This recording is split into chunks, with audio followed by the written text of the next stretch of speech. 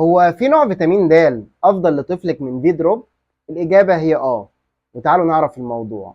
يلا بينا. عشان نجاوب على السؤال ده لازم تعرفي معلومتين مهمين. المعلومه الاولى ان فيتامين د اصلا من الحاجات اللي بتمتص بشكل عالي جدا في الجهاز الهضمي بتاع الطفل لو الوسط اللي موجوده فيه دهني. والمعلومه الثانيه هي ان فيتامين د الموجود في السوق في منه نوعين، في انواع مائيه يعني مخلوطه بميه، في انواع تاني مخلوطه بزيت زي زيت الزيتون مثلا. وطبعا دلوقتي لو سالتك مين امتصاصه هيكون احسن، فالاجابه هتكون الانواع الزيتيه اللي هي وسطها دهني. طيب هنفرق ازاي بين النوع المائي والنوع الزيتي؟ هتشوفي النقط اللي نازله من القطاره، لو نازله بكل سهوله وبسرعه زي في دروب مثلا كده ده نوع مائي.